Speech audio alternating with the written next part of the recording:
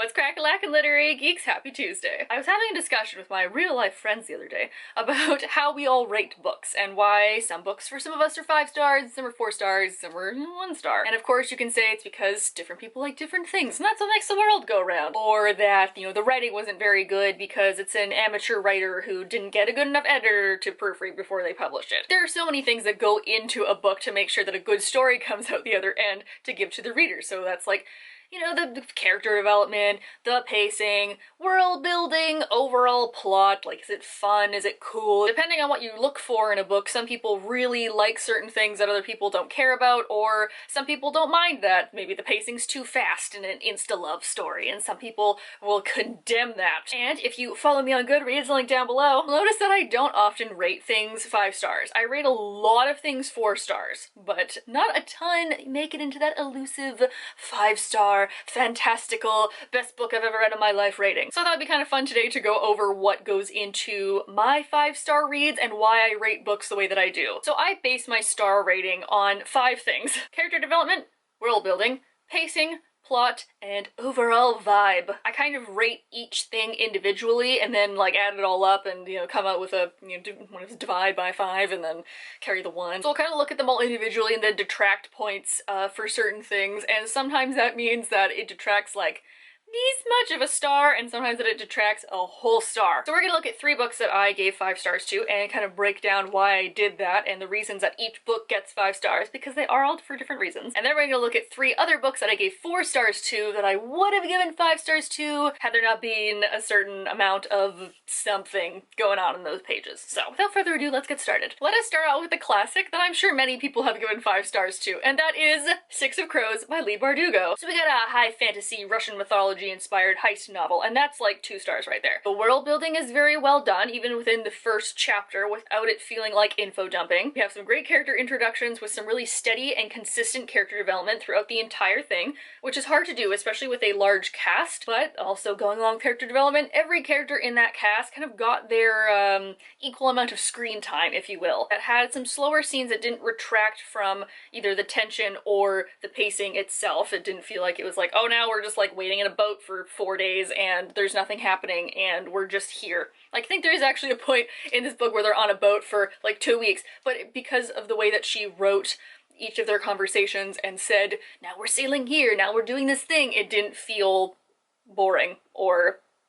I'm trying to think of a boat on a water metaphor, but it's just not coming to me today. There was a very good exploitation of flaws in multiple characters, especially if you also read the duology, and by actually being shown and told why they are morally gray, and we can kind of see why the decisions they make sense, and there wasn't any random choices made by chance for funsies that didn't fit in with this. So I gave this book 5 stars mostly based on characters, because it is so character focused and character based that none of them felt out of place, none of them felt underdeveloped, and they all kind of went along with each other and helped build each other up as the story went on.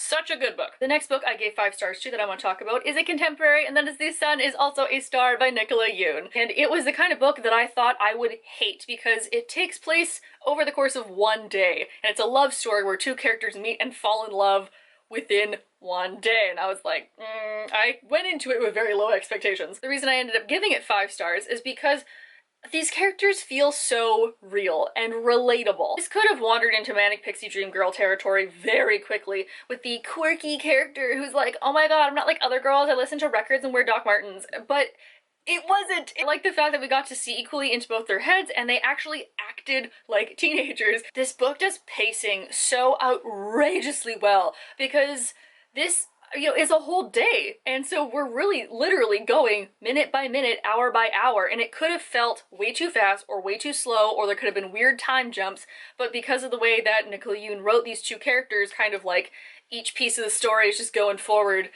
it was brilliant. I don't know how she did it. There's some great dry humor and really funny parts, but also parts that really hit hard about family and cultural identity and immigration laws and parental expectations. So I like that it balanced that we're so fun and funky and quirky with some more like sobering thoughts. This book gets like 4.5 stars based on just pure character development because they're both so great and wonderful and well done, but then it bumps up to 5 stars with the fantastic use of pacing. And last of my 3 5-star books is the book that I know a lot of people will not give 5 stars to, but I specifically wanted to talk about why I did, and that is The Stylist C by Erin Morgenstern. Again, like 5 stars based on just this cover alone. Ah, it's so beautiful. It's very confusing, it's very overly prose-y, it's very literary, it's very wibbly-wobbly, timey-wimey, a little existential, and it was perfect for me. Like the story itself, which is about a library that exists outside of space and time that our character finds and then goes into and has adventures in, could be a typical kind of adventure novel with, like, you know, some fun like literary references thrown in there. The way that she writes this and her writing and the style and the mood and the setting and just, oh my god, the overall vibe made me give it 5 stars because it's everything that I love. So even though the ending like sort of wrapped up, and I think that it could have had a stronger, more story-focused ending instead of like a narrative-focused ending, if that makes any sense at all. You really have to read it to understand why. This isn't like a solid 5 stars, this is a shaky 5 stars, but it's a 5 stars nonetheless, just because of the way that made me feel after I finished reading it. I felt like my chest had been like cut open, and that was like done. 5 stars. I mean, I already have a tattoo planned around it, so like that tells you how much I love it. So in this case, my stars are related to prose and feeling. All right, now that we have those out of the way, let's talk about the books that I gave 4 stars to, because the ones that I have in my pile,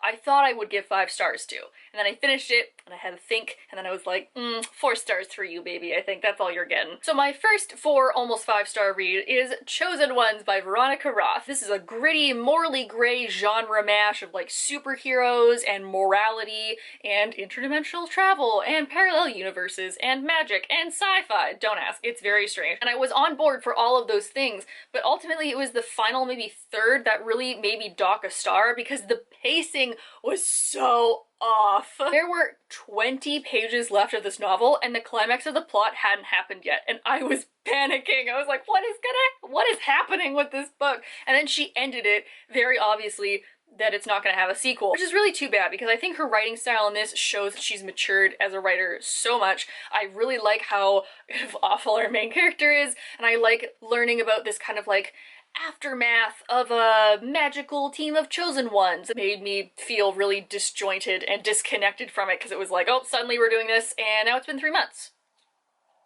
NBD, and I was like, no way. So Chosen Ones gets a 4 stars based on me docking a star for mostly pacing related issues. Next up is a 4-star book that I rated mostly due to like setting and mood and vibe because it was so creepy and eerie and wonderful and mysterious, and that is Winterwood by Shay Earnshaw. Honestly, these covers though, like you're starting off with a 3-star already. In this witchy mystery novel, we get great atmosphere, we get good setting, we get great mood, we got some mysterious characters, lots of great tension. The explanation of magic was really well done. I liked how the characters interacted, but overall I did dock it a mark because of the writing style. Despite this being witchy and creepy and weird and everything that I love, something about the way that she wrote this character made me feel really disconnected from it. And I honestly don't know why, because it is a first-person narrative, which is usually more immersive as you can put yourself as the main character.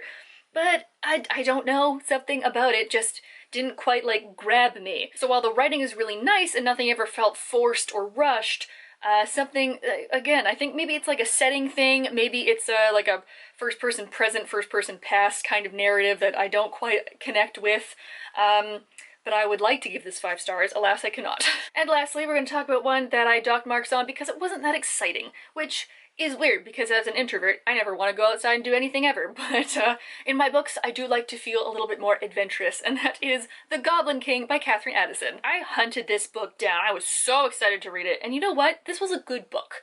It was good political intrigue, we got some cool fairies, we got some goblins, obviously, yeah. What didn't do it for me was that this book wasn't really that exciting. Like, the stakes were never very high, because it's about a boy who's you know, an estranged prince, and then suddenly his whole family line goes down in this airship crash, and there's a mystery of like, was it actually on purpose? Was it a murder? And then he has to acclimatize to a goblin court. So, ooh, intrigue, ooh, maybe assassinations, ooh, you know, prince trying to figure out his court and how to not be lied to and who's loyal, which like all of that is like, sign me up, love me some fairies, love me some politics, let's put those together and it's gonna be a beautiful love child. Alas, it was kind of boring. We kind of find out about the murder plot pretty early on, and then there's like one assassination attempt at the very end that easily gets quelled, and I'm like, guess we're just answering letters for like a good majority of this book. I mean, it was fine, you know, it was good. I gave it 4 stars because, again, world building was so good, and I really liked the character development of the main character, Azza, as he kind of like gets more confident in himself. I'm like, you can do it, boy! You can do it! All you need to just give you a hug! Because the stakes weren't very high, I never felt that, like, panic-inducing, like, what's gonna happen next? Oh my goodness, I need to find out! It was just like, yeah, I could read a couple chapters here and there. Oh, Pumpkin! Hello, Pumpkin! What's going on? Oh, and now we're playing with my, lens cap.